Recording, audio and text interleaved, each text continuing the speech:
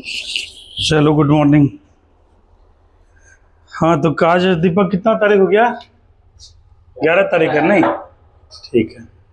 कल जो है हम लोग पढ़े थे भारत का भौतिक स्वरूप, या फिर और क्या था टॉपिक, क्या था दीपक? भारत का भौतिक स्वरूप और विभाजन। भौतिक स्वरूप या विभाजन या भूगर्भिक संरचना, तीनों एक ही बात है।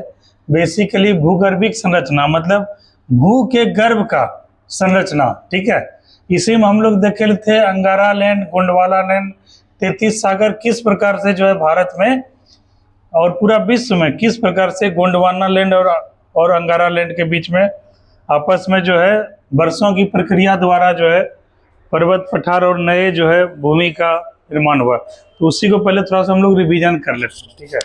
थोड़ा सा इसको कर लेते हैं हम लोग रिवीजन। पढ़े हो बादल? इससे पहले बादल पढ़े हो? दीपक तुम बताते जाना, ठीक है। देखो ये टॉपिक जो है भारत का भूगर्भिक संरचना, जो दूसरा नंबर टॉपिक लिखा है भूगर्भिक संरचना। पहले थोड़ा समझाते हैं कि कई सारे लड़के एब्सेंट थे। तो जैसा कि नाम से स्पष्ट है, क्या है शिवम? भूगर्भिक संरचना, भू के गर्भ का संरचना। वैसे तो क्रस्ट मेंटल कोर वाला वो वाला भी हम लोग पढ़ेंगे सेक्शन, लेकिन यहाँ बेसिकली हम लोग जो है किस प्रकार से उत्पत्ति हुआ इसी को देखेंगे। तो हम लोग देखते हैं कि सब जैसे पेंजिया का विभाजन, इसको बोलते हैं पेंजिया का विभाजन। पहले जैसे अभी देखते हो पूरा जैसे विश्व है, जैसे अभी का विश्व का मानचित्र वर्तमान में अभी हम लोग बनाते हैं तो कुछ इस प्रकार से नजर आता है। ये तुम्हारा हो गया, इसे ग्रीनलैंड हो गया, ये तुम्हारा इधर हो गया कनाडा हो गया, और उसके बाद ऐसे मेक्सिको हो गया।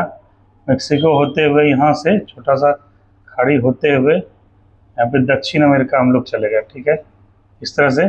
और फिर यहाँ पर तुम्हारा इधर आ गया यूरोप, इस तरह से होते हुए रसिया होते हुए, फिर इधर यहाँ से इधर अफ्रीका, ये वाला एरिया आ गया, ये वाला एरिया आ गया अफ्रीका, ठीक है। और यहाँ से यूरोप होते हुए जो यहाँ भूमध्य सागर होते हुए यहाँ से ऐसे ईरान होते हुए भारत आ गए। फिर इस तरह से करते हुए ये वाला एरिया चला गया, इधर जापान हो गया, इधर छोटा छोटा देश हो गया, द्वीपीय देश हो गया, यहाँ तुम्हारा ऑस्ट्रेलिया हो गया, यहाँ न्यूजीलैंड हो गया, और यहाँ अंटार्कटिका हो गया। मोटा मोटी यही है ना। अभी विश्व का जैसे वर्ल्ड का देखोगे तुम लोग तो अभी यही स्थिति है, मोटा मोटी यही है, इसी प्रकार का ग्लोब है, ठीक है।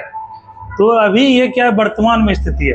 लेकिन पहले क्या था, ऐसा नहीं था, सब आपस में सिंक्रोनाइज था, इस तरह से जो है सब आपस में गुथा हुआ था ऐसा करके। और ये वाला एरिया था भारत, और इस तरह से एरिया ये एशिया वाला, अफ्रीका वाला एरिया, और इस तरह ऑस्ट्रेलिया वाला।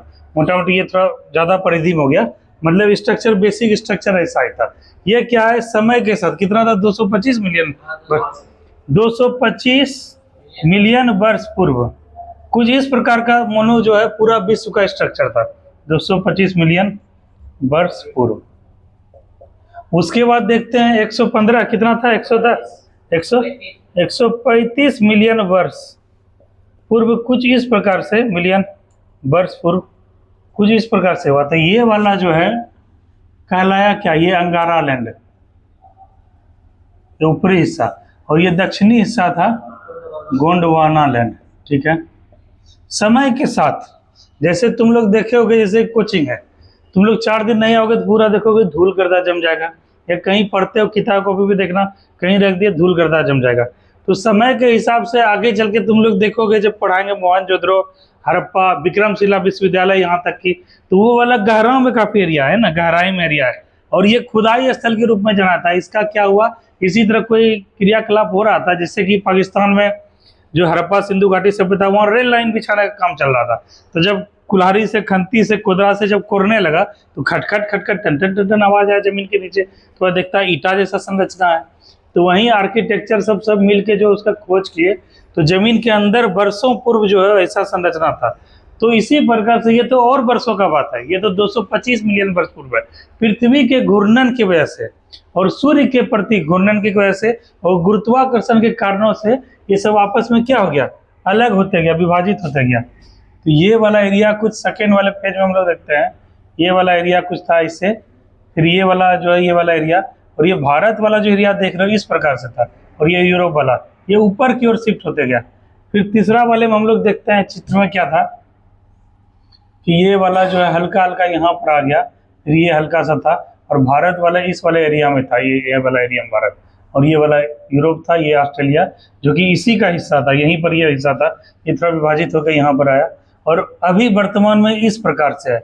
ये कहलाया तुम्हारा एशिया, ये कहलाया तुम्हारा ये यूरोप, यहाँ पे यूरोपियन कंट्री है, ये कहलाया तुम्हारा उत्तरी अमेरिका, ये दक्षिणी अमेरिका, ये कहलाया अफ्रीका, ये ऑस्ट्रेलिया, ये अंटार्कटिका। तो इसी प्रकार से कुछ है, घर जाके एक बार जो है गूगल पे तुम लोग चित्र देख लेना तो उसमें समझ में आ जाए। कल नानक मोबाइल में खोल कर देख रहा था किस प्रकार से पेंजिया का विभाजन हुआ, तो यही भारत जो है ये ऊपर में शिफ्ट हुआ, और ये वाला जो है तिब्बतन प्लेट और उत्तरी प्लेट से जब ये वाला प्लेट टकराया तो आपस में थ्रस्ट पैदा किया।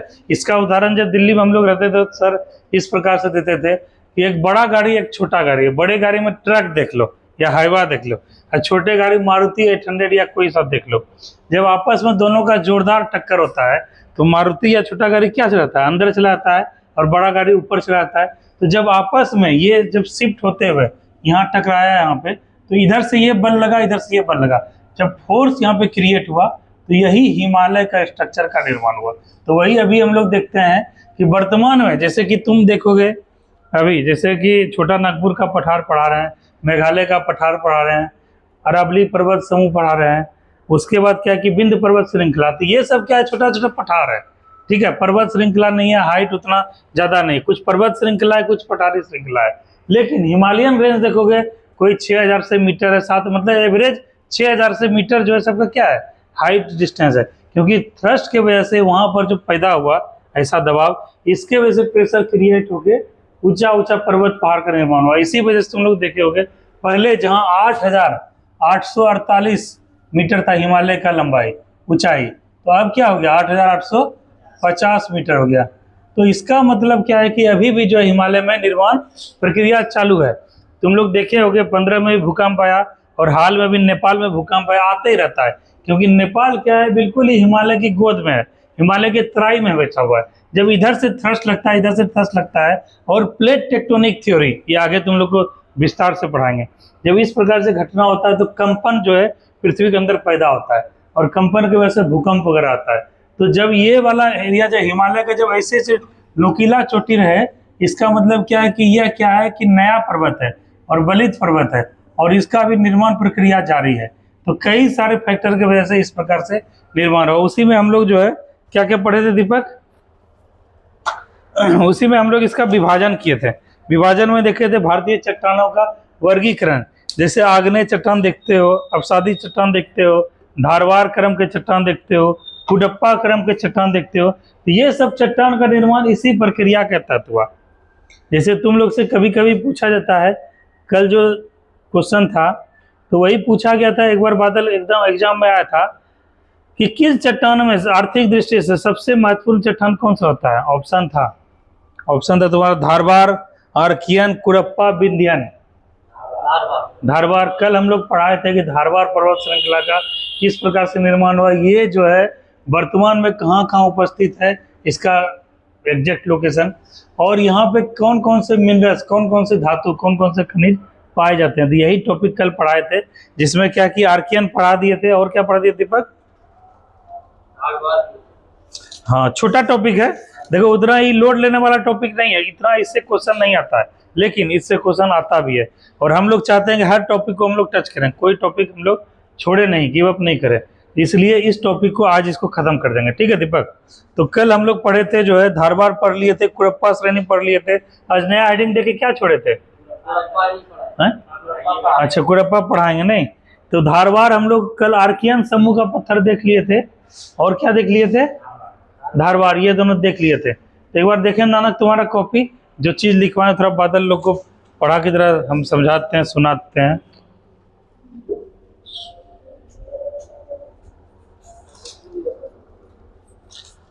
एगो कोशिश करो कि अब जो है ना नानक इस प्रकार से स्पाइरल वाला जो कॉपी आता है उसमें नोट्स बनाने का कोशिश करो, ठीक है।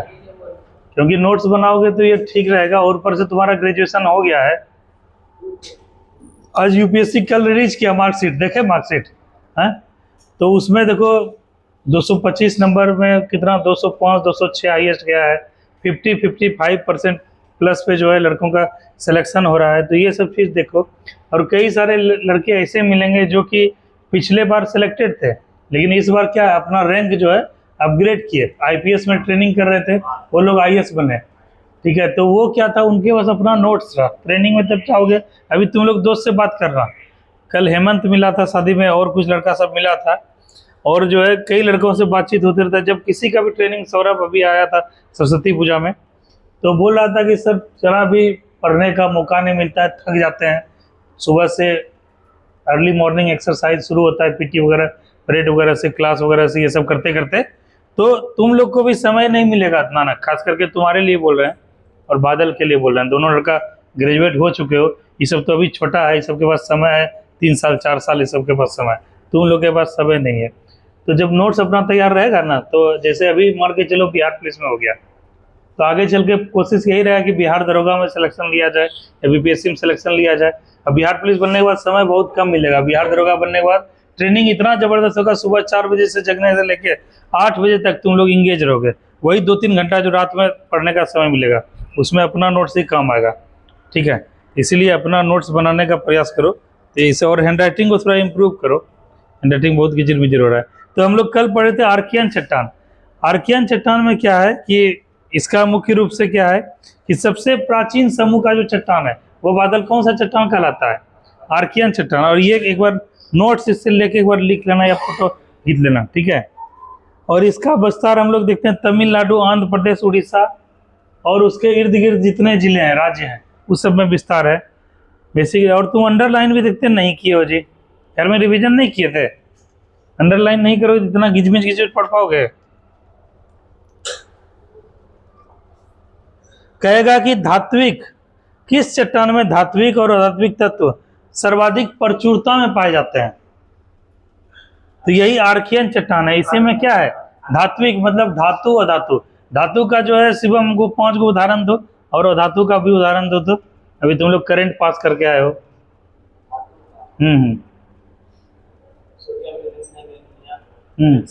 हाँ, और धातु बोलते किसको हैं तुम बताओ? शिवम, क्या नाम है? सत्यम, अभिनव, अभिनव। धातु को क्या बोल रहा था, परिभाषा क्या है? हाँ हाँ, है? यही लिखते हो, लिखोगे झोंकने पर टन टन आवाज आता है, हैं?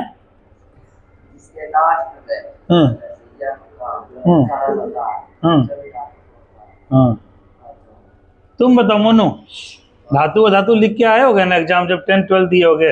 ये सब तो अब सीनियर हो गया, तुम लोग अभी करेंट का स्टूडेंट हो।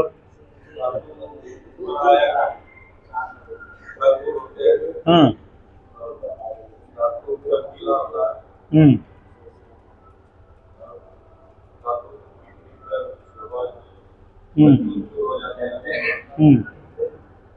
बताओ दीपक, धातु का बताओ परिभाषा क्या होता है?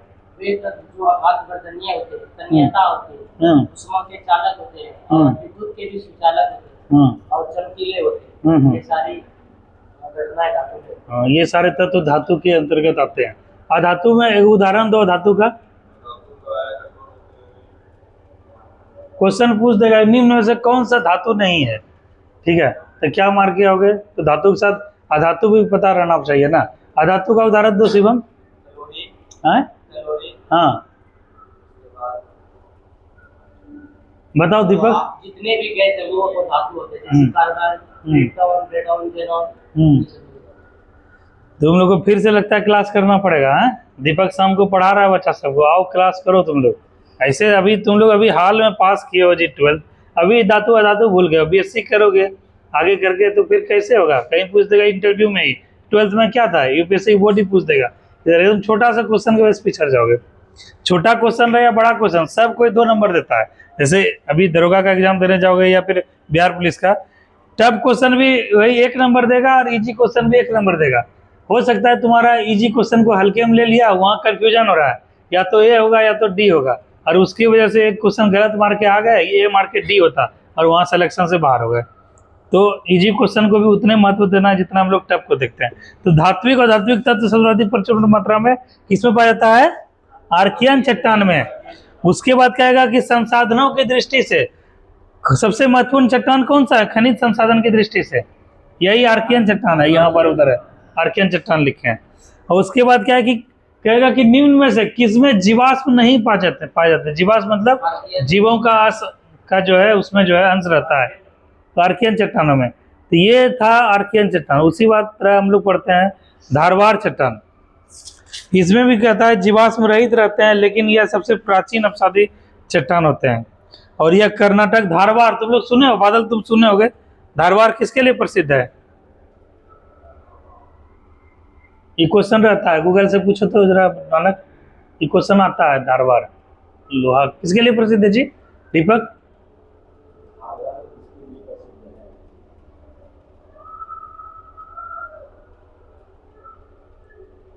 धारवाड़ कर्नाटक में अपने स्वादिष्ट धारवाड़ पेड़ा जो कि घी डाल से प्राप्त है के लिए प्रसिद्ध है।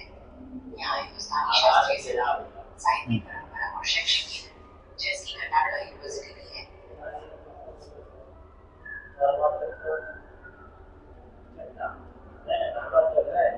हाँ, धारवाड़ का नाम जो है इसी धारवाड़ चट्टान की वजह से पड़ा, ठीक है। और ये कर्नाटक में स्थित है। यहाँ पे सर्वाधिक धातु अधातु पाया जाता है। यहाँ पे हम लोग कल पढ़े थे उसमें इसमें कुडप्पा श्रेणी में शायद हम लोग पढ़े थे कि जो है धातु के अलावा कई खनिज चट्टान पाया जाता है धारवाड़ श्रेणी में।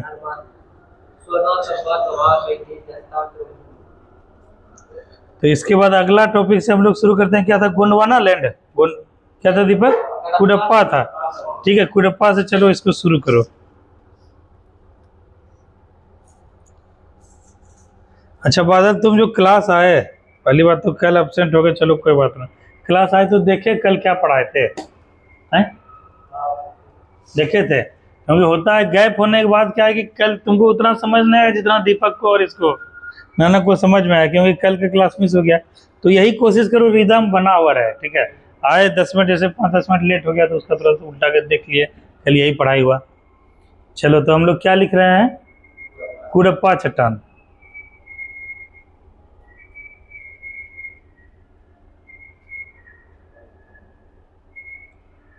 लिखो धारवाड़ युग की चट्टानें, धारवाड़ युग की चट्टानें, धारवाड़ युग की चट्टानें समय के साथ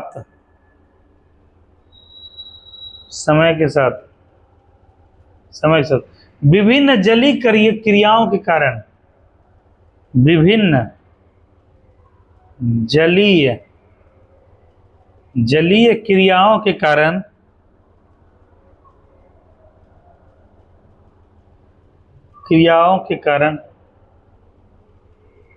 कट छट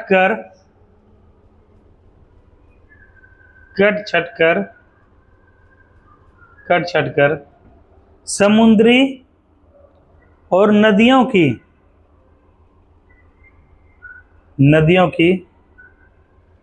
निचली घाटी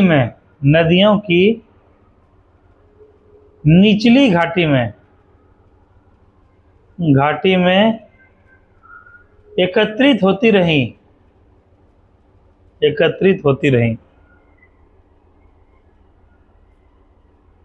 बाद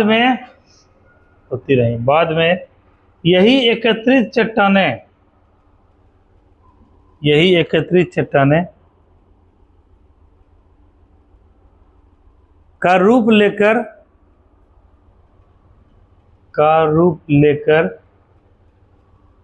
कुडप्पा क्रम की चट्टानें कहलाई। कुडप्पा क्रम की चट्टानें कहलाई।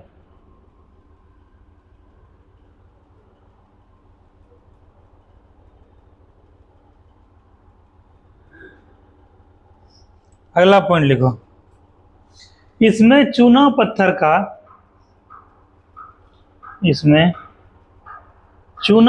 का भंडार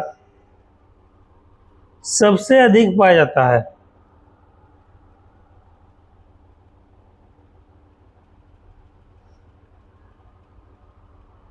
अधिक पाया जाता है और जीवाश्म का अभाव होता है, और जीवाश्म का अभाव होता है।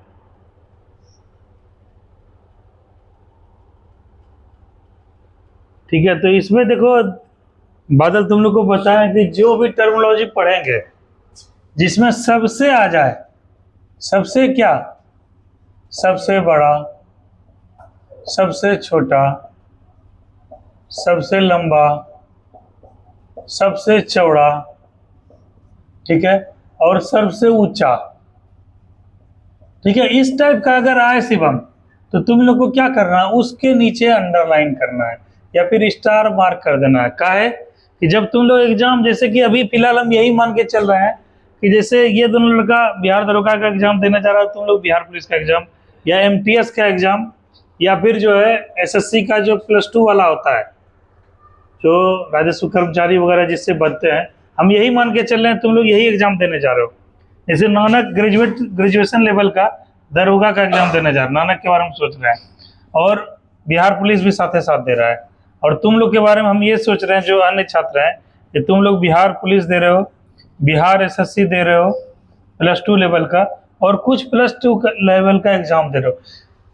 और अगर नानक बीपीएससी भी चाहता है कि सर हम बीपीएससी भी देंगे जून में, तो वहाँ भी जो है 100 क्वेश्चन, जैसे बीपीएससी में तो 150 क्वेश्चन रहता है, और मोटा मोटी सब में 100 क्वेश्चन रहता है, 100।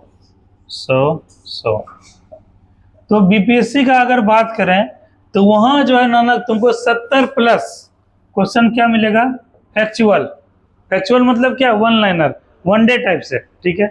और इस सब में दरोगा सब में क्या है, 80 के अराउंड 70+ मिलेगा, चूंकि ये 150 है, मतलब 50% के अराउंड फैक्चुअल क्वेश्चन मिलेगा, 50% के अराउंड जो तुमको कंसेप्चुअल प्लस करंट अफेयर का क्वेश्चन मिलेगा। लेकिन इस सब में जो है 70+ क्वेश्चन का रेशियो रहता है दीपक, क्या, factual question, one day time, one liner. सबसे ज्यादा धात्विक चट्टानें, अधात्विक चट्टानें किस क्रम की चट्टानों में पाया जाता है, किस में जीवाश्म नहीं पाया जाता है। उसके बाद बोलेगा अपरक का भंडार सर्वाधिक किस क्षेत्र में पाया जाता है, कौन सा ऐसा जो है चट्टान है जिसका निर्माण समय के साथ जो है पानी के जलीय निक्षेपों के कारण से हुआ है। तो कई सारा क्वेश्चन ऐसा फैक्चुअल टाइप से बनेगा। तो तुम लोग को इस चीज को ध्यान रखना कि जहां ये टर्मिनोलॉजी आ जाए सबसे, अभी क्या लिखवा है दीपक, सबसे अधिक पाया था, तो जैसे सबसे वाला हो गया, तो सबसे अधिक को क्या कर लेना है, अंडरलाइन कर लेना है या हाईलाइट किसी तरह से कर लेना है, ताकि जब तुम लोग अपने परीक्षा में जाओगे, जब अपने नोट्स को रिवीजन करोगे, वो सबसे अधिक वाला दिख जाएगा। तुम लोग जैसे शाम को आओगे ना, जैसे यहाँ पे जैसे एक बुक है, ठीक, इस बुक में वैसा टॉपिक भी दिया हुआ है, ठीक है, सबसे लंबा, सबसे ऊंचा, सबसे चौड़ा, कई सारा क्वेश्चन दिया हुआ है। जैसे देखो एक क्वेश्चन यहाँ दिया हुआ है तुम्हारे सामने में, तो सामने में दिख गया, पंचायती राज की सबसे छोटी इकाई है, तो यहाँ क्या गया, सबसे छोटी इकाई हो गया। क्वेश्चन आ गया, जैसे देखो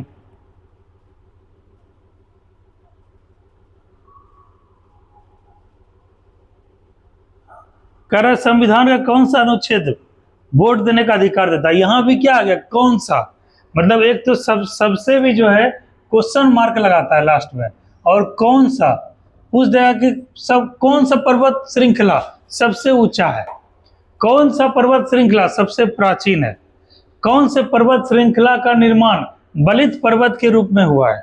तो यहाँ भी क्या आ गया, कौन सा या सबसे।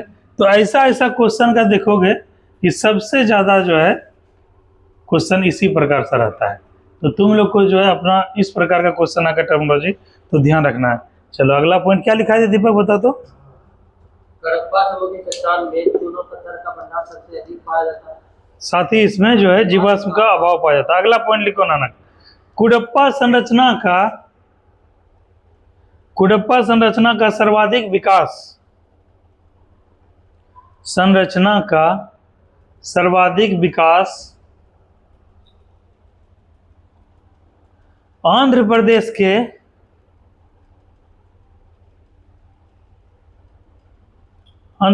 के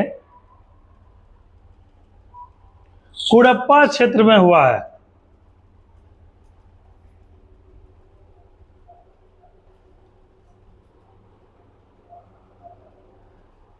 कल धारवाड़ चट्टान पढ़ाए थे, तो कल हम लोग क्या देखे थे?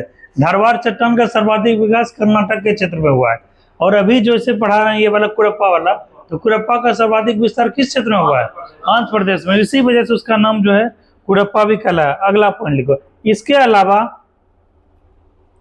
इसके अलावा कुरप्पा चट्टानें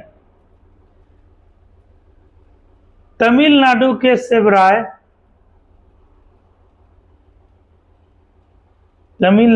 सेवराय कोमा जावदी, ये सब नाम सुने हो ना? सेवराय जावदी, ये सब तमिलनाडु में पर्वत श्रृंखला का ये सब जो है पूछेगा कि तमिल जेवराय शाब्दी, जैसे गारो खासी जयंती आप पढ़े हो ना कि गारो खासी जयंती आई है, इसका विस्तार कहाँ पाया जाता है? मेघालय में। उसी तरह पूछ देगा कि जो है सेवराय जावदी, इस प्रकार की पर्वत श्रृंखला का निर्माण किस क्षेत्र में हुआ है? तमिलनाडु। तो ये सब टर्मिनोलॉजी भी तुम लोग को ऐसा नहीं कि एग्जामिनेशन में गए तो ब्लैंक होगा, भाई तुम पढ़वे नहीं किए, ये तो कभी सुनवे नहीं किया। तो वहां पे इस चीज को क्या है कि यही सब क्वेश्चन इसी प्रकार का घुसा के देगा। बात है उत्तर भारत वाला एग्जाम है तो काफी उत्तर भारत का रहता है, दक्षिण का नहीं रहता है। लेकिन हम लोग जब इस प्रकार से पढ़ाई करेंगे तो दक्षिण भारत के क्षेत्र को भी पढ़ते हुए निकलेंगे। तो क्या लिखे? तमिलनाडु के सेवराय कोमा जावदी पर्वतीय श्रृंखला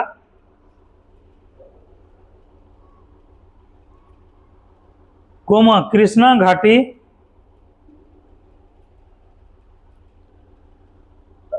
कोमा अरावली पर्वत श्रृंखला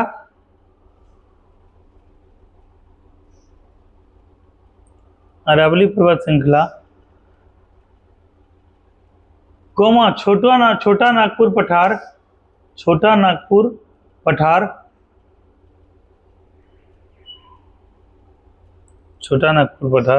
और हिमालय के कुछ क्षेत्र में भी इसका विकास हुआ है।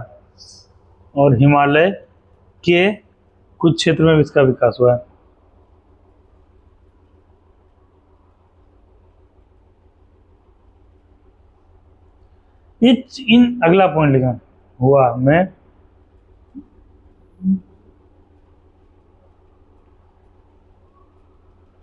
विकास हुआ है। ठीक है, अगला लिखो। इन चट्टानों में लोहा कोमा देते जाना, लोहा, तांबा, निकेल, मैगजीन, संगमरमर,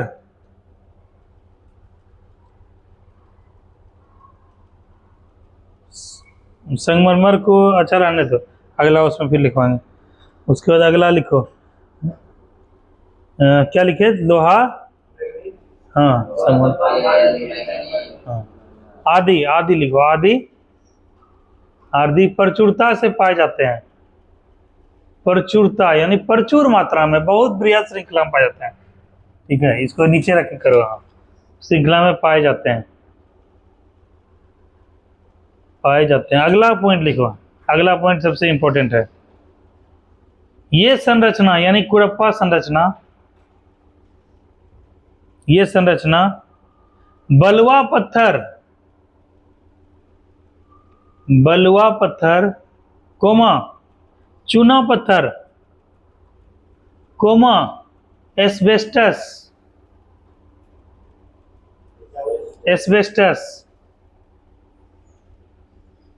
कोमा संगमरमर की चट्टानों के लिए प्रसिद्ध है।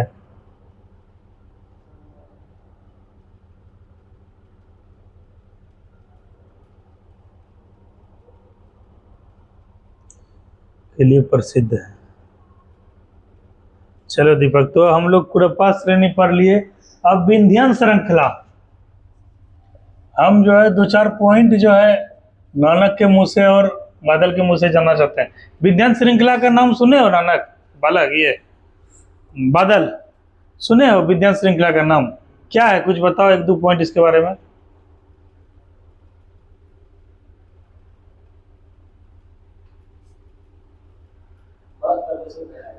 हाँ, जैसे एक पॉइंट बालक नानक बताया कि मध्य प्रदेश के क्षेत्र में इसका मुख्य रूप से विस्तार हुआ। और कुछ बताओ। बाकी सब जो भी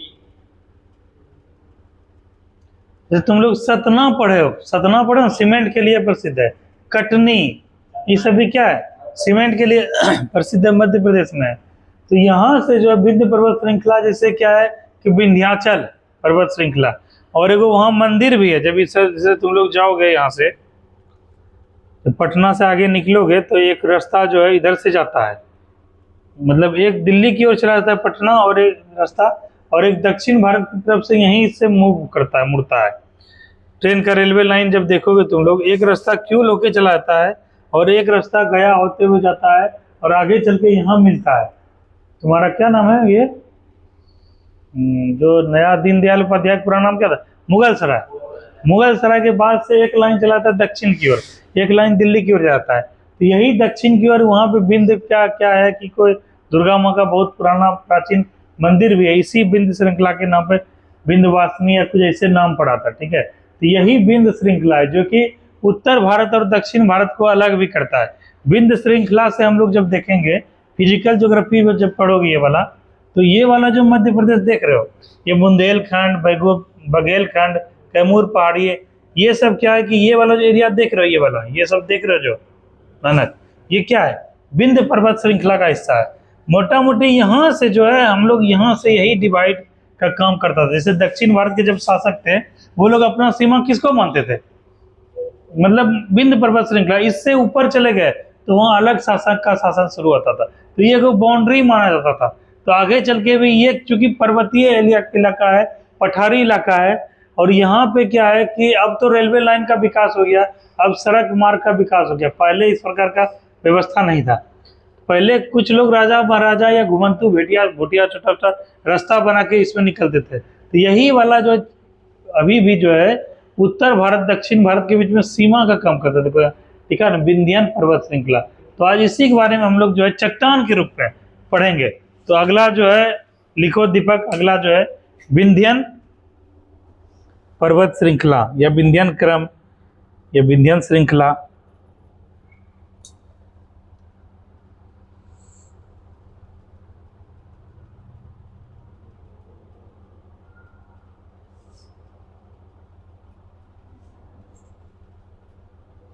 लिखे, चलो इस पे लिखो। कुड़प्पा संरचना के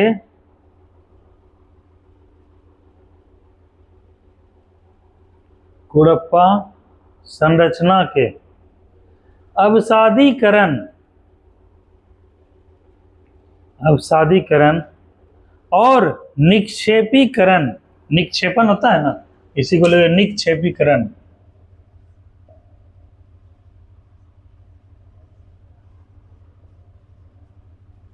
और निक्षेपीकरण से विंध्यन संरचना का विकास हुआ है। विंध्यन संरचना का विकास हुआ है।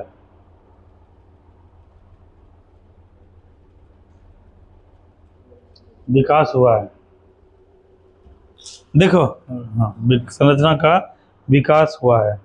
तुम्हारा हैंड राइटिंग तो ठीक है, साफ साफ लिख रहे हो, अच्छा हैंड राइटिंग है, हुआ है, ठीक है। हाँ, इसे देखो, अब जैसे तुम बोलोगे कि सर अचानक से विंध्यन पर्वत श्रृंखला कैसे आ गया, इसके नीचे अंडरलाइन करना सीखो। तो यहाँ पर देखो हम लोग क्या पढ़े, सब एक दूसरे से कनेक्ट है, ठीक है। अभिनव, क्या नाम बताया था, अभिनव, ठीक है। देखो अभिनव, यहाँ हम लोग देखो इसको अंडरलाइन, जैसे लग रहा है कि सब एक के टॉपिक है, एक के पॉइंट है। जैसे इसके नीचे, जैसे अभी देख लो, ये अभी कॉपी है तुम्हारा, मान के चलो कोई मास्टर चेक करने के लिए कॉपी लिया तो उसको लगेगा कि जो है सब एक ही टाइप से लिखा हुआ है। हेडिंग कैसे पता चलेगा, हेडिंग तो चलो यहाँ स्टार दी, इसके नीचे अंडरलाइन एगो कर दिए। अंडरलाइन का मतलब अब ये जो है टॉपिक हो गया, और इसका जो ये सब पॉइंट है, ये सब भाग है, ठीक है। तो इसमें हम लोग क्या पढ़े कि धारवार क्रम, जैसे इससे पहले टॉपिक क्या पढ़े थे, धारवार क्रम। तो धारवार क्रम के चट्टानों के समय के साथ क्या है, विभिन्न जलीय क्रियाओं के कारण कट छट कर समुद्री और नदियों के निचली घाटी में एकत्रित होती रही, और बाद में यही एकत्रित चट्टानें क्या हो गया, कुड़प्पा क्रम का चट्टान कहलाया। तो हम लोग देखें कि धारवार के बाद क्या है, कुड़प्पा क्रम का चट्टान हुआ। और वही हम लोग यहाँ पढ़ते हैं कि कुड़प्पा क्रम में हम लोग देखें कि कुड़प्पा संरचना के अवसादीकरण में अवसाद बन जाता है, बहुत पुराना जो पत्थर हो जाता है वो अपसाद। कुरप्पा संरचना के अपसादीकरण और निक्षेपीकरण के कारण से क्या हुआ, विन्यास संरचना का विकास हुआ। तो सब आपस में क्या एक दूसरे से जुड़ा हुआ है, ठीक है, कोई अचानक से पर्वत श्रृंखला नहीं आ गया। तो हम लोग देखते हैं कि शुरुआती दौर का पर्वत श्रृंखला और सबसे लास्ट दौर का पर्वत श्रृंखला करीबन इसी तरह समय के साथ होता गया। तो इसमें अब अगला पॉइंट तुम लोग लिखो,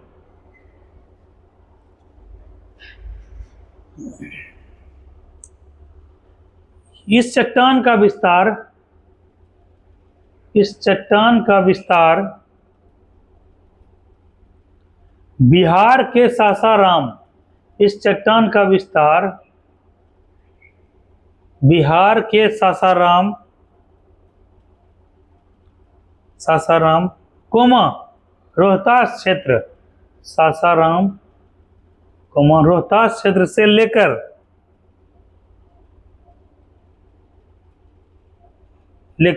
पश्चिम में, से लेकर पश्चिम में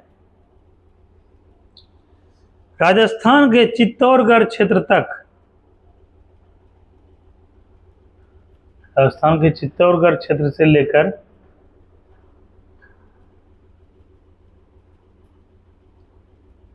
तथा चित्तौड़गढ़ क्षेत्र से लेकर काट देना, चित्तौड़गढ़ क्षेत्र तथा उत्तर में आगरा, उत्तर में आगरा तथा दक्षिण में होशंगाबाद तक फैली हुई है।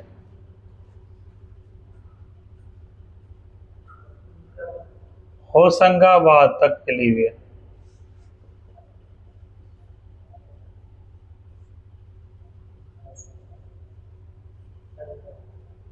होशंगाबाद ये सब मध्य प्रदेश का एक डिस्ट्रिक्ट है। और इधर तुम्हारा चित्तौड़गढ़, ठीक है। तो ये देखो एक जैसे नक्शा हो गया, पूरब पश्चिम इसका चौहद्दी हो गया। पूरब में क्या है, सासाराम रोहतास से लेकर पश्चिम में इसका विस्तार कहाँ तक हुआ है, राजस्थान के चित्तौड़गढ़ तक। और उत्तर में यूपी के आगरा से लेकर दक्षिण के मध्य प्रदेश के होशंगाबाद तक। तो इसका विस्तार यहाँ तक। जैसे तुम लोग पढ़े होगे बिहार में सीमेंट उद्योग का, देखो इंडस्ट्री बिहार में क्यों है कमी, बादल समझो बात को। हम लोग देखे कि जब 2000 ईस्वी में झारखंड राज्य का गठन हुआ तो सारा इंडस्ट्रियल डेवलपमेंट कहाँ चला गया, झारखंड में से बोकारो हो गया, जमशेदपुर हो गया, जमशेदपुर हो गया, कई सारा। क्योंकि जो मिनरल्स वगैरह होता है, जो खनिज वगैरह था, वो सब क्या है, जहाँ पहाड़ रहता है, जहाँ पठार रहता है या फिर इस प्रकार का रहता है, तो वहाँ पे क्या प्रचुरता से वहाँ पाया जाता है उसके धरातल में। जैसे तुम लोग जाओगे कहलगांव जाने लगोगे या पिरपैती जाने लगोगे या फिर मिर्जा चौकी जाओगे तो उधर गिट्टी वगैरह सब मिलता है। कहलगांव में पहाड़ वगैरह दिखना शुरू हो जाता है, उसके नीचे जो है कोयला वगैरह का खदान बहुत सारा मिला है। तुम लोग कभी सोचते हो कि अडानी पावर प्लांट पिरपैती में ही काहे लग रहा है, एनटीपीसी इससे कहलगांव में भी काहे है, उधर सुल्तानगंज में भी लग सकता था, उधर क्या है और भी उधर लग सकता था। जहाँ सुलभता हो, जहाँ वो जो मिनरल्स है, जैसे कोयला है, कोयला से क्या बिजली का निर्माण होता है, जहाँ कोयला सुलभ रूप में पाया जाता है वहां पर जो है इस प्रकार का उद्योग धंधा लगता है। जैसे तुम लोग देखे होंगे कि बिहार में क्या प्लेन लैंड है। प्लेन लैंड का मतलब क्या है, समतल भूमि है ज्यादातर, ठीक है। जब तुम लोग पटना जाओगे दूर दूर तक देखोगे, जैसे क्या है कि हम लोग का लड़का सब, यहाँ का लड़का कभी जाता है पहाड़ पे, उसको बहुत मजा आता है पहाड़ पे। क्यों? क्योंकि बिहार में पहाड़ वगैरह का अभाव है। जब झारखंड जाओगे तो पूरा पहाड़ी पहाड़ दिखेगा, इधर बांका से इधर जाओगे मंदारी से इधर तो पहाड़ी पहाड़ दिखेगा, फिर उधर नेपाल की तरफ चला जाओगे उधर पहाड़ पहाड़ सब दिखेगा। तो भारत में बिहार क्या है, प्लेन लैंड है। और प्लेन लैंड में क्या है, कृषि भूमि का विस्तार क्या हुआ है ज्यादा। जैसे उबर खबर रहेगा बादल तो इसमें ट्रैक्टर हल चला पाओगे, नहीं चला पाओगे। तो लेकिन उबर खबर जहाँ रहेगा वहाँ अलग प्रकार का खेती होता है, वहाँ के जमीन के नीचे अलग प्रकार का मिनरल्स पड़ता है। तो यही मिनरल्स वगैरह का निर्माण का विकास जो है, इसी वजह से बिहार में क्या है, इंडस्ट्री कम है। और ऐसा इंडस्ट्री है जो खेती से जुड़ा हुआ, जैसे गन्ना का वो चीनी मिल का निर्माण कैसे होगा, जहाँ गन्ना आसपास होगा। गन्ना क्या होगा, किसान सब अपना लेके जाएगा बैलगाड़ी पे, ठेला पे, ट्रैक्टर पे, वहाँ पे फैक्ट्री में जमा कर देगा, पैसा ले लेगा, पर वही प्रोसेस होगा, गन्ना से क्या होगा, चीनी बनेगा, गुड़ बनेगा।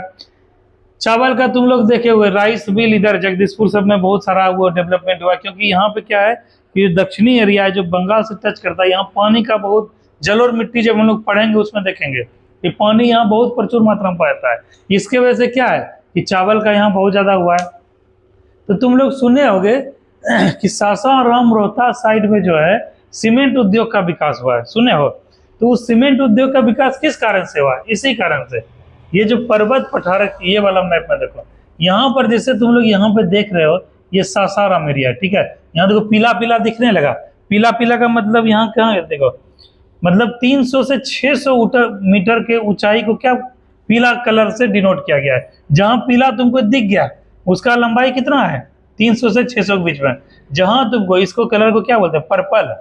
जहां तुमको पर्पल कलर दिख जाए इसका मतलब क्या, वो 6000 मीटर से ज्यादा ऊंचाई। मैप में देखने का नक्शा शिवम में से होता है, ये तुमको दिख रहा है ना कि कलरफुल मैप है, इधर हरा लाल है, इधर हरा है, इधर ब्लू है, इधर पीला है, इधर तो रंगीन जैसा मैप है। नहीं, रंग से क्या है डिनोट किया जाता है उसका ऊंचाई, यहाँ लिखा हुआ ऊंचाई मीटर में। तो ये इसको क्या कौन सा कलर अभी बोले थे? पर्पल। अगर पर्पल कलर दिख गया तो मतलब 6000 मीटर से ऊंचा है। जैसे ये वाला एरिया पूरा देख लो, तिब्बत वाला एरिया, ये क्या है? 6000 का मीटर है। सिक्किम में देख लो, यहाँ पे सिक्किम का जो एरिया ये है, यहाँ पे देखो ऊंचाई लग रहा है, ब्लू कलर का पर्वत है, मतलब सिक्किम का ऊंचाई एवरेज क्या है? 6000 से मीटर है। और ये वाला एरिया जो देख लो, जो हम लोग का यहाँ पर ऊंचाई है, जो अभी क्या है पाकिस्तान के कब्जे में है, कौन सा यहाँ पर्वत श्रृंखला है? K2 काराकोरम, ठीक है। और काराकोरम का जब ऊंचाई देखोगे तो वो भी क्या है? इसी कलर का है। और नेपाल जैसे यहाँ पे तुम्हारा कहाँ गया थी, यहाँ पर इस जगह तुम्हारा वो माउंट एवरेस्ट, ये देखो माउंट एवरेस्ट का जो 8848 मीटर, इसका भी तो कलर कैसा है। और अभी हम लोग देख रहे हैं पीला। यहाँ पे जब बिहार से तुम लोग बाहर निकले लगोगे, राजस्थान, ये सासाराम रोहतास, तो यहाँ से देखो पर्वत श्रृंखला का शुरुआत होता है, यहाँ से लेके राजस्थान का कहाँ तक जाता है? चित्तौड़गढ़। तो चित्तौड़गढ़ तक जो है इसका जो है मारवाड़ वाला जो एरिया है, यहाँ तक जो है ये क्या कहलाइए। और यहाँ तुम्हारा आगरा है, दिल्ली के पास, इधर यहाँ यूपी में जो है इस जगह आगरा, ये वाला देख लो आगरा है। आगरा में लेके यहाँ से लेके कहाँ तक? मध्य प्रदेश के होशंगाबाद, यहाँ पर देखो, ये देखो दीपक, होशंगाबाद यहाँ तक। तो इसका इस प्रकार से हम लोग देखते हैं लंबाई चौड़ाई पर्वत का ये वाला चित्र जो है ये क्या है? ये विंध्य पर्वत श्रृंखला है। तो इसी प्रकार से हम लोग पर्वत पठार को भी जानने का तरीका है। उसी में बादल एक क्वेश्चन पूछा जाता है कि किस, देखो हम लोग क्या देखे इसमें, बिहार को टच किया, यूपी को टच किया, मध्य प्रदेश को टच किया, राजस्थान को टच किया, और इधर जो है दक्षिण भारत का थोड़ा बहुत टच वाला एरिया होता है। तो कई राज्यों में विस्तार होता है, लेकिन एक पर्वत श्रृंखला ऐसा भी है जिसका केवल एक ही राज्य में विस्तार है। वो कौन सा है? ये क्वेश्चन कई बार पूछा है। मोनो क्वेश्चन को समझे तुम? जैसे क्वेश्चन पूछ देगा एग्जामिनेशन, जैसे वनडे में क्वेश्चन पूछ देगा कि निम्न में से कौन सी ऐसी पर्वत श्रृंखला है जिसका विस्तार केवल एक ही राज्य में है? कंच। देखो एक तो पठार होता है दीपक, और क्या है? एक होता है पर्वत। तो पठार में देखेंगे क्या है कि उसका मोटा मोटा ऊंचाई जो है 1000 मीटर से कम होता है, ठीक है। और जो पर्वत श्रृंखला होता है तो उसका ऊंचाई क्या होता है? ज्यादा होता है। तो ये सब मोटा मोटी ऊंचाई किसी किसी का ज्यादा है, लेकिन पठार सबके क्षेत्र में आता है। तो इसमें क्या, अजंता श्रेणी, याद रखना, अजंता श्रेणी का जो विस्तार है महाराष्ट्र में, वो केवल एक ही राज्य तक जो है उसका विस्तार है। तो अभी क्या पॉइंट लिखवाए थे? देखो लिखा रहे कम, समझा रहे ज्यादा। तुम लोग समझ अगर जाओगे ना, दिमाग में अगर सेट हो जाएगा तो लंबे समय तक जो है वो होगा।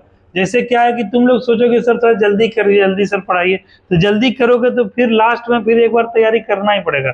जब जमीन जो है इसका देख रहे हो, उस कोचिंग का उस रूम में देखे हो जी, गड्ढा हो गया है, क्योंकि तरी मजबूत नहीं था। अगर तरी मजबूत रहता तो इसके ऊपर मन होता था कि गर्मी लग रहा है एक मंजिला और बना लिया जाए, क्योंकि तरी मजबूत नहीं है।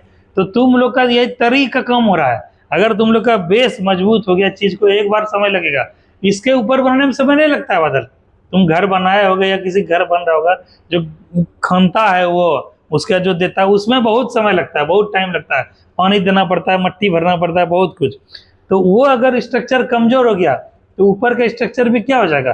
कमजोर हो जाएगा। तो मान के चलो तुम लोग का बेस मजबूत हो रहा है, तरी मजबूत हो रहा है, एक बार समय लगेगा, उसके बाद आगे लाइफ में समय। इसीलिए चीज को हम लोग को पढ़ना है, लेकिन कैसे? समझ के पढ़ना है चीज को, आराम आराम से, ठीक है। तो क्या दीपक लिखा है? तो पॉइंट होशंगाबाद तक फैली हुई है। अगला पॉइंट लिखो दीपक,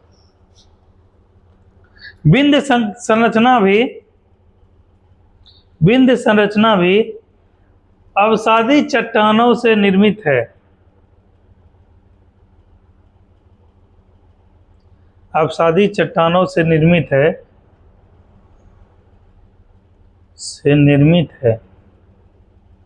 जिसमें कहीं कहीं जीवाश्म के भी प्रमाण मिलते हैं। जिसमें कहीं कहीं जीवाश्म के भी प्रमाण मिलते हैं।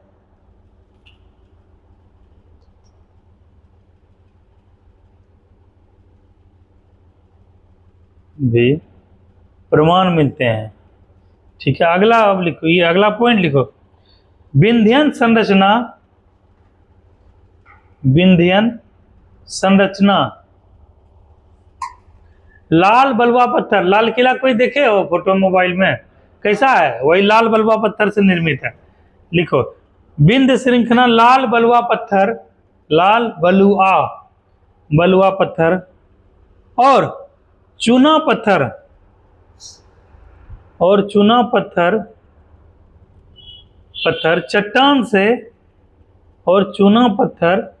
चट्टान से निर्मित ऐसी संरचना है जिसमें धात्विक खनिजों का अभाव रहता है। जिसमें धात्विक खनिजों का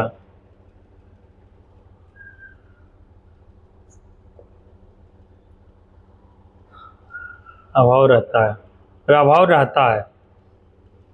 तो खनिजों का अभाव रहता है। कल जैसे दीपक हम लोग देखे थे, धातु वाले जो खनिज हैं, सोना है, चांदी है, तांबा है, मैगजीन, जस्ता, कई सारा। तो ऐसा तत्व क्या है, विंध्य पर्वत श्रृंखला में पाया जाएगा कि नहीं पाया जाएगा? नहीं पाया जाएगा। लेकिन इस चट्टान का निर्माण घर के निर्माण में होता है। ठीक है, भवन श्रृंखला के निर्माण में होता है। तो वही अगला पॉइंट लिखा दें। अच्छा ठीक है, लिख दो। अगला पॉइंट देके लिखो, दिल्ली का लाल किला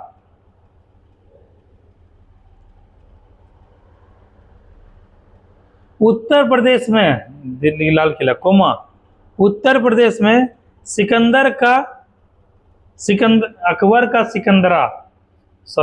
अकबर का जो वो स्थल था, उसका क्या नाम था जी? सिकंदरा कहलाता था ना। अकबर का जो, क्या बोलते हैं उसको, कैसे लिखे उसको? नहीं जी, वो तो ये नहीं। सो दीपक हटाए ना, फिर बिरनी आएगा, तुम लोग को काटेगा बच्चा को। मतलब सिकंदरा तुम लोग नाम सुने हो? नहीं सुने हो तुम तो, चलो नहीं सुने हो तुम, नानक सुने हो? सिकंदराबाद तो अलग है। सिकंदरा एक जगह है, जब आगरा कभी जाने का मौका मिलेगा ना, तो उससे पहले एक जगह पड़ता है सिकंदरा। तो यहाँ पे अकबर को वहीं दफनाया गया था। ठीक है, अकबर का कब्र जो है कहाँ पर स्थित है?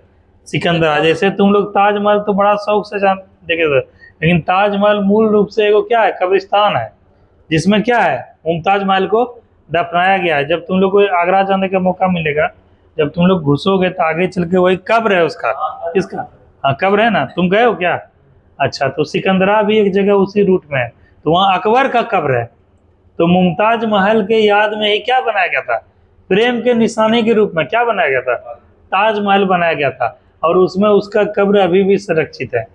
तो अकबर का जो कब्र है उसका नाम था सिकंदरा। तो क्या लिखवाए दीपक? अकबर का कब्र सिकंदरा, ऐसे लिखो, कब्र लिखना, अकबर का कब्र सिकंदरा, सांची का स्तूप, फतेहपुर सिकरी इत्यादि स्थापत्य का निर्माण, इत्यादि स्थापत्य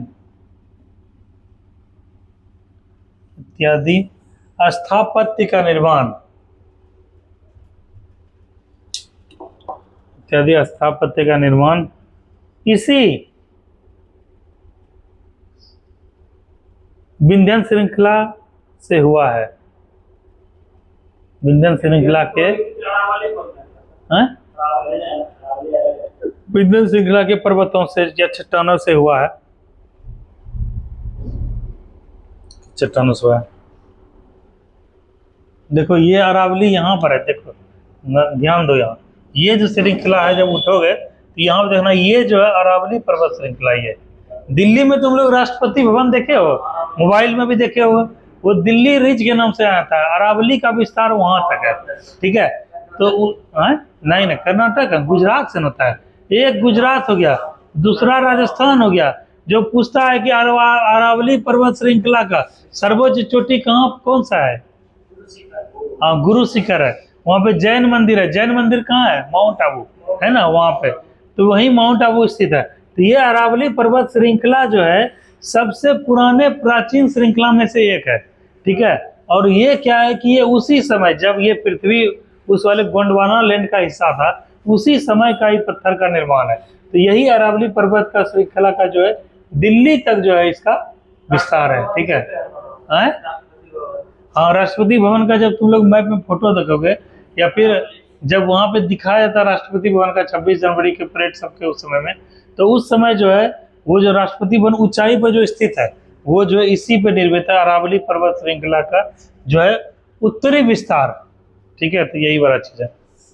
तो इसमें हम लोग क्या देखे, विंध्य पर्वत श्रृंखला में एक चीज देखे हम लोग कि इसका विस्तार सासाराम से लेके इधर चित्तौड़गढ़, उधर आगरा से लेके यहाँ पर हुआ।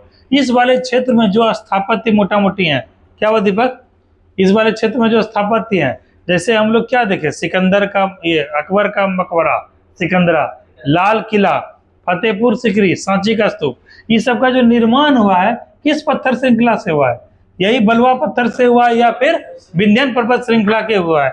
इसमें जीवाश्म का कम अभाव रहता है और कहीं कहीं जगह पे छोटा छोटा जो है क्या है प्रमाण भी मिलते हैं।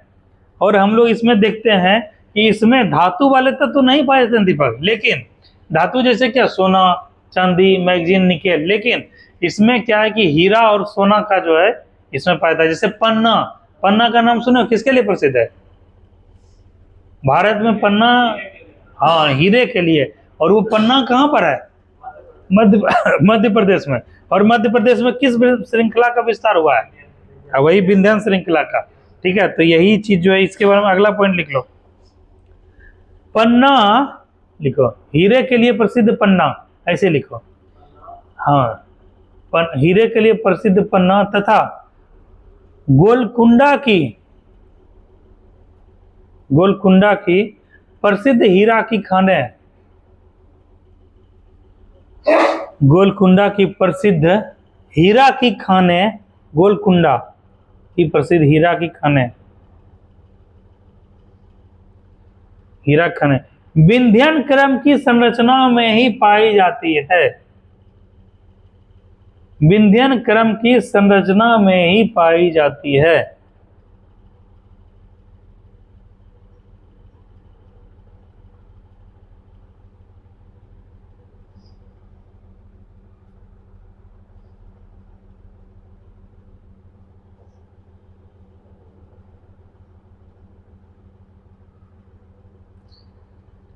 ठीक है, अब जो है दीपक इसमें अगला पॉइंट इसमें लिखो, ये हो गया खत्म।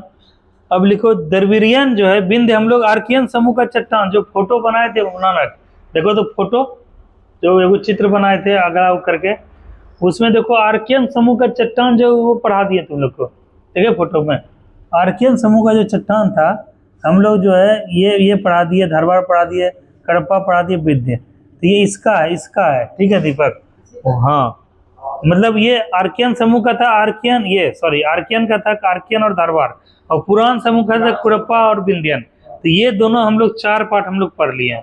अब जो है द्रविड़ियन और आर्यन समूह बचा हुआ है। ठीक है, तो द्रविड़ियन समूह में थोड़ा कमी है। अब एगो हेडिंग देके लिख दो, द्रविड़ियन समूह की चट्टानें। तो ये मोटा मोटी इधर हो गया। अब द्रविड़ियन समूह की चट्टानें के बारे में थोड़ा लिख लो।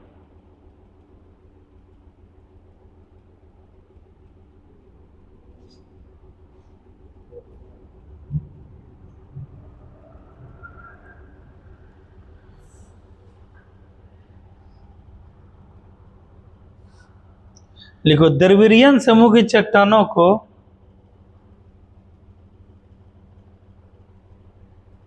जीवों के अवशेष, चट्टानों को जीवों के अवशेष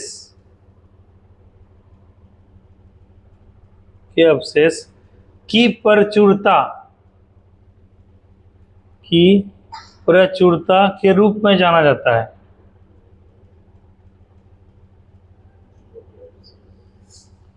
प्रचुरता के रूप में जाता है। अगला पॉइंट लिखो दीपक, कोयला कोमा, कोयला कोमा बलुआ पत्थर कोमा रासायनिक उर्वरक, रासायनिक उर्वरक आदि आदि इसी समूह के चट्टानों से प्राप्त होता है।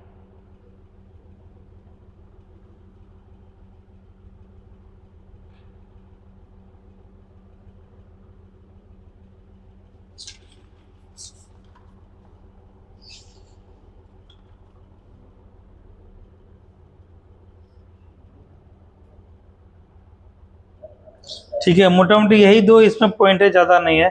अब चलो अगला दो फोटो में देखोगे तो अगला फोटो क्या बना हुआ है, आर्यन समूह की चट्टानों का बना हुआ है। आर्यन समूह के चट्टान में पहला गोंडवाना क्रम की चट्टानें। ठीक है, अब लिखो, इसको लिखो गोंडवाना क्रम की चट्टानें, जो कि आर्यन समूह में आता है। लिख लो दीपक, आर्यन समूह लिखो, याद रहेगा, आर्यन समूह की चट्टानें। ऐसे फोटो बना लेना। ठीक है दीपक, यहाँ पे लिख दो आर्यन समूह की चट्टानें।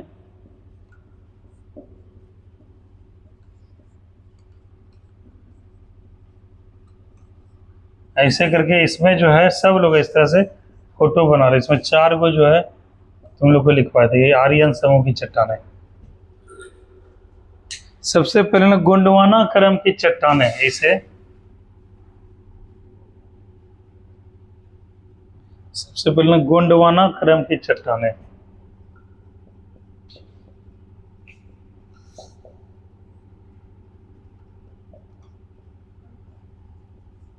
उसके बाद क्या है दीपक, दक्कन ट्रैप।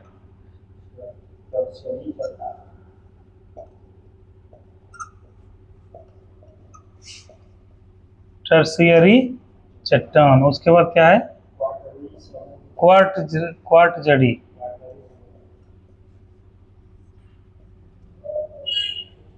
ये सब क्या आर्यन समूह चट्टानों का ये प्रकार है।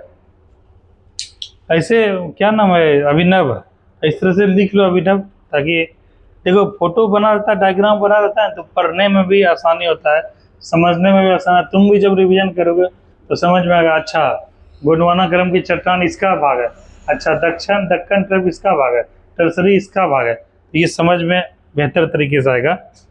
और जब तुम लोग एग्जाम भी दोगे, बीपीएससी का एग्जाम देने जाओगे या कोई लिखने वाला, तो वहाँ कोशिश यही करना है कि जो टीचर जो कॉपी चेक करते हैं उसको बिना अपना आंसर दिखे हुए फोटो के माध्यम से समझा दो। जैसे ये चारों अगर फोटो बना दोगे, ठीक है, और 2 पॉइंट लिख दोगे, तो इसी में बहुत नंबर तुम लोग को मिल जाएगा। क्योंकि फोटो बनाने से क्या है, वो समझ गया, इसका विजन क्लियर है, इसका समझ जो है क्लियर है, ये चीज़ को समझ रहा है, उसका थोड़ा लिख दोगे तो बेहतर मार्क्स मिलेगा। हाँ, क्या लिखे दीपक? हाँ, तो उसमें सबसे पहले यही है गोंडवाना क्रम की चट्टानें। लिखो, गोंडवाना क्रम की चट्टानों का निर्माण इस प्रकार की चट्टानों का निर्माण। हाँ, बहुत बढ़िया, इस तरह से अपना भी दिमाग लगाओ। गोंडवाना क्रम की चट्टानों का निर्माण 350 मिलियन वर्ष पूर्व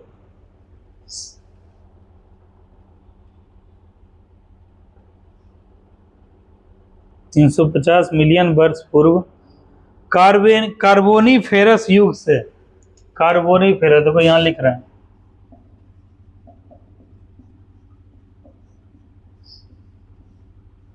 कार्बोनीफेरस युग से जुरासिक युग, जुरासिक पार्क देखे हो तुम लोग, जुरासिक युग, कार्बोनीफेरस युग से जुरासिक युग, जुरासिक युग के बीच माना जाता है।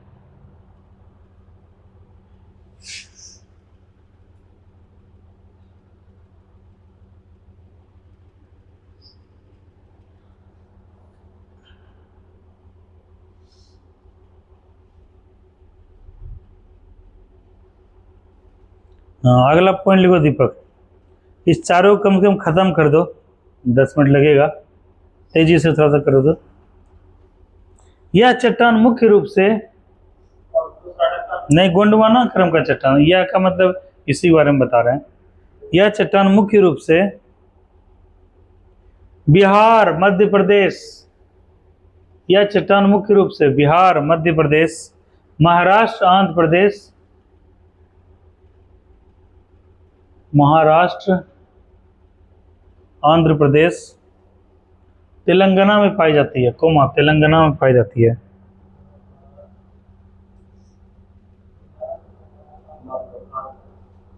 तेलंगाना, जब बिहार हो जाएगा तो उसको समझना कि झारखंड भी समझना, ठीक है, क्योंकि झारखंड बिहार का हिस्सा था, ठीक है, पाई जाती है। अगला पॉइंट लिखो, भारत का 98% कोयला, अगला पॉइंट लिखो शिवम, भारत का 98% कोयला केवल इन्हीं चट्टानों में पाया जाता है। भारत का 98% कोयला केवल इन्हीं चट्टानों में पाया जाता है। देखो दीपक, एक नया टर्मिनोलॉजी आ गया, केवल।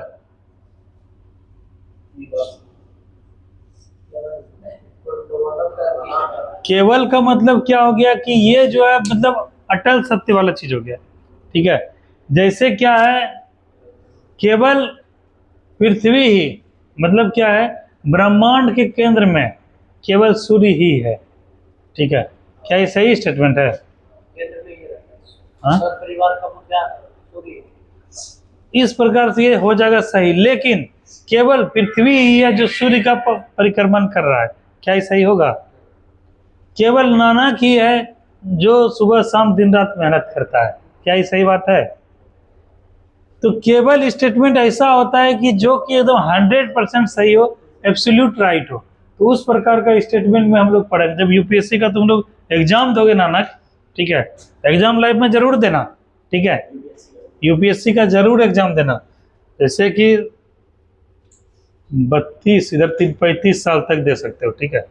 तो ये एग्जाम जरूर देना यूपीएससी का। उसमें यूपीएससी के एग्जाम में स्टेटमेंट आता है, जैसे कई सारा क्वेश्चन रहता है। जैसे अभी क्या लिखवा है, कौन सा लिखवा है, गोंड, जैसे क्वेश्चन रहता है गोंडवाना लैंड के चट्टानों के बारे में विचार करें, ठीक है, विचार करें और कूट की सहायता से सही उत्तर का चयन करें। और कूट दिया हुआ ये रहे, पहला स्टेटमेंट देगा कि केवल सभी धातुएं केवल गोंडवाना लैंड की चट्टानों में पाया जाता है, पहला स्टेटमेंट। दूसरा, गोंडवाना लैंड की चट्टानों में ही केवल कोयला का भंडार पाया जाता है, ठीक है। तीसरा रहेगा कि गोंडवाना लैंड की चट्टान में लगभग 90% कोयला का भंडार पाया जाता है, ठीक है। तो इसमें जो है ऊपर दे देगा कूट की सहायता से, इधर लिखेगा कूट की सहायता सही उत्तर का चयन करें। ए रहेगा, बी रहेगा, सी रहेगा, डी रहेगा। ए रहेगा 1 2 3, बी रहेगा 1 2, सी रहेगा 2 3, डी रहेगा केवल 3, ठीक है। इस प्रकार का स्टेटमेंट रहता है यूपीएससी में। यूपीएससी का जब देखो क्वेश्चन, तो एक क्वेश्चन को सॉल्व करने के लिए तुमको कई सारा डायमेंशन क्लियर होना चाहिए। इसीलिए कहा था यूपीएससी भारत का सबसे टफ क्वेश्चन है। तुम जा रहे हो दरोगा का एग्जाम दे रहे हो, बिहार पुलिस का एग्जाम दे रहे हो, पढ़ लिए केवल जो 90% कोयला इसी में रहता है, लेकिन वहां जब पढ़ोगे पूरा डिटेल पढ़ना होगा। तो केवल जहां रहेगा वो क्या है कि स्टेटमेंट बिल्कुल एब्सोल्यूट राइट होना चाहिए। तो जहां जहां केवल आ जाए उसको क्या करना है, उसको काट देना है। और अभी स्टेटमेंट क्या लिखवाए थे, हाँ, तो केवल इसी चट्टान में पाता है। तो एक बात इसमें भी देखो, 2% अभी भी बचा हुआ है, तो क्या स्टेटमेंट सही होगा? ठीक है। अगर ऑप्शन दे देगा केवल के अलावा और भी दे देगा कि जो है यहाँ पर पाया जाता है, तो अभी भी 2% बचा हुआ है। 99.99 भी है तो 0.1% बचा हुआ है। तो इस बात को हमेशा ध्यान रखना, यही रहता कि केवल जो है 98% कोयला जो है यहीं पाया जाता, तब जो है तब स्टेटमेंट सही हो जाता है। इसी में विस्तार मिलता है। तो इस प्रकार से स्टेटमेंट, एक एक स्टेटमेंट जो है बहुत इंपॉर्टेंट सब यूपीएससी में रहता है। अगला पॉइंट लिखो, बलुआ पत्थर बलुआ पत्थर, लिग्नाइट कोयला, लिग्नाइट कोयला, कोमा सीमेंट, कोमा सीमेंट एवं कई खनिज पदार्थ, एवं कई खनिज पदार्थ इस चट्टानों से पाए जाते हैं, इन चट्टानों से पाए जाते हैं। बस अगला ये वाला हो गया। अगला लिखो दक्कन ट्रैप। तेजी में थोड़ा सा हम लोग करते हैं।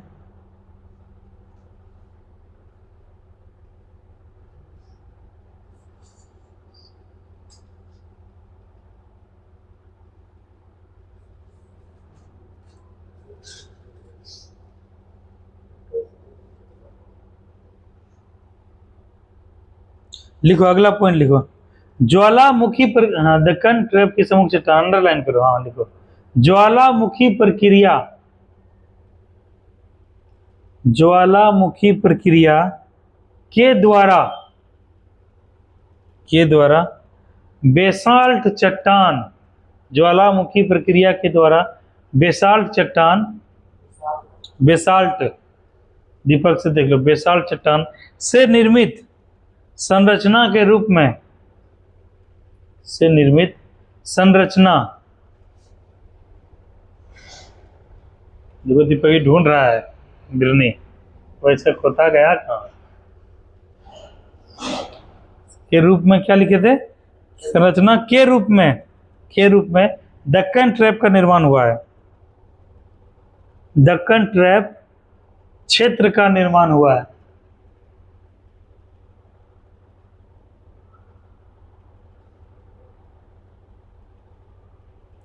का निर्माण हुआ है। अगला पॉइंट लिखो,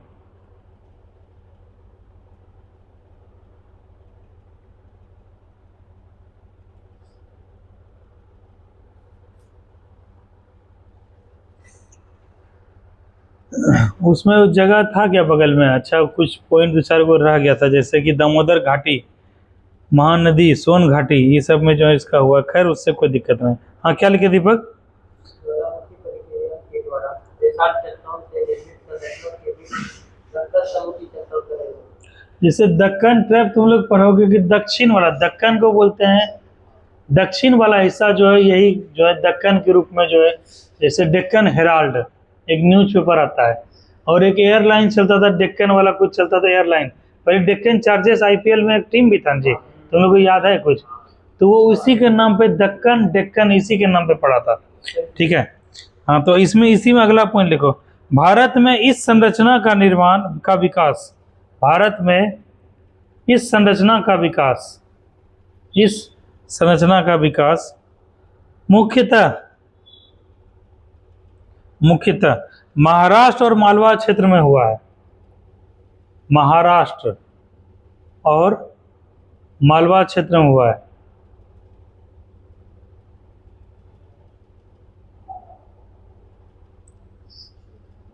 इसके अलावा क्षेत्र में हुआ है, इसके अलावा गुजरात के काठियावाड़, गुजरात के काठियावाड़ प्रायद्वीप, प्रायद्वीप कोमा कर्नाटक के प्रायद्वीप, कर्नाटक के बेंगलोर, मैसूर, पठार,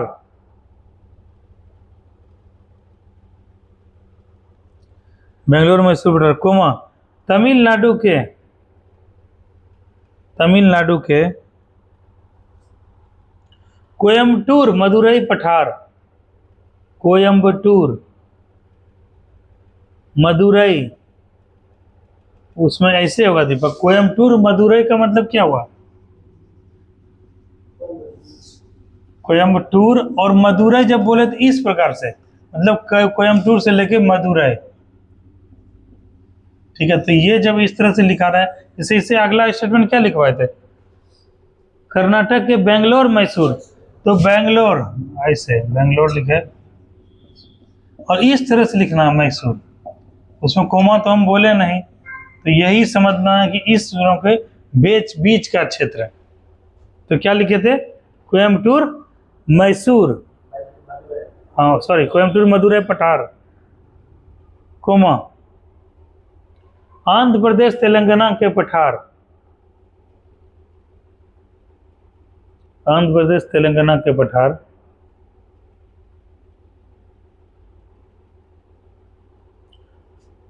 कोमा छोटा नागपुर के पठार के, कोमा छोटा नागपुर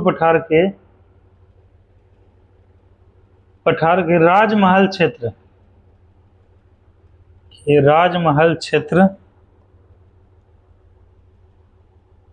में मिलता है, में विस्तार मिलता है,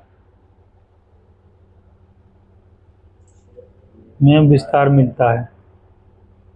ठीक है, अब रुको दीपक, तुमको हम पहले ये पढ़ा चुके हैं। एक टॉपिक जो कि दीपक हम सबसे इंपॉर्टेंट बताया इसमें कि ज्वालामुखी है प्रक्रिया के द्वारा बेसाल चट्टान से निर्मित संरचना के रूप में दक्कन प्रकार का निर्माण हुआ है।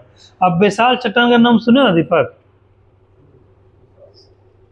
तुम सुने हो बादल बेसाल चट्टान? कुछ बताओ उसके बारे में, एक बहुत इंपॉर्टेंट इसमें टर्मिनोलॉजी है। तुम बताओ नानक, दीपक तुम्हारे दिमाग में आ रहा है बेसाल चट्टान? जब मिट्टी वाला पढ़ा रहे थे उसमें बेसाल चट्टान से बताए थे कि बेसाल चट्टान के ये अपक्षण या उसकी प्रक्रिया द्वारा एक मिट्टी का निर्माण हुआ। कौन सी मिट्टी है वो? मिट्टी अपसादी कैसे होगा? हैं? तो कई सारा मिट्टी होता है, जैसे जलोढ़ मृदा होता है, लेटेराइट मिट्टी होता है, लाल मृदा होता है, पीला मृदा होता है, काला मृदा होता है, ठीक है, और कई पीट मृदा होता है। तो यह जो है काली मृदा का निर्माण किससे? बेसाल चट्टान से हुआ है, इस बात को ध्यान रखना। और बेसाल चट्टान का निर्माण किसमें हुआ है? ज्वालामुखीय प्रक्रिया से हुआ है, तो इस बात को ध्यान रखना। जैसे तुम लोग पढ़ोगे सूती वस्त्र का उत्पादन, ठीक है, सर्वाधिक के लिए प्रचुर मात्रा में कौन सा मिट्टी का चाहिए? सूती वस्त्र, काली मिट्टी। जैसे महाराष्ट्र में देखोगे, महाराष्ट्र हो गया तुम्हारा, सूरत वाला एरिया हो गया, फिर चेन्नई तमिलनाडु वाला एरिया हो गया, यहाँ सब क्या कपड़ा वाला इंडस्ट्री का डेवलपमेंट बहुत हुआ है। क्यों? क्योंकि वहाँ काली मिट्टी प्रचुरता पाई जाती है। जो तुम लोग अभी फाइनल जो देखे थे ना नरेंद्र मोदी स्टेडियम, वो भी काली मिट्टी वाला क्षेत्र है, ठीक है। वो जो स्टेडियम बना है वो काली मिट्टी का है, उससे पीछे वो तैयार वो हुआ है।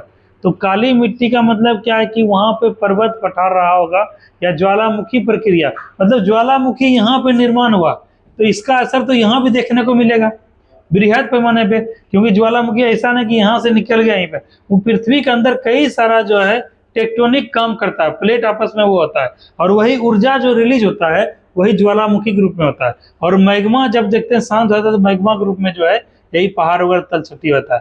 तो यही बेसाल चट्टान जो है दीपक तुमको पढ़ाए थे, तुमको याद भूल गया एकदम। तो यही बेसाल चट्टान के निर्माण की वजह से काली मिट्टी का निर्माण हुआ है। तो अगला पॉइंट लिखो, दक्कन ट्रैप पर ही दक्कन ट्रैप पर ही बेसाल्टी चट्टानों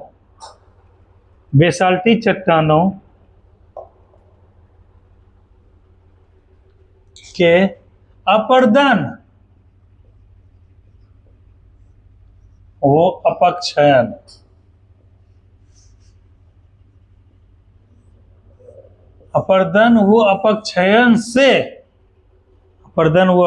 से काली मृदा का सर्वाधिक विकास हुआ है। काली मृदा का सर्वाधिक विकास हुआ है।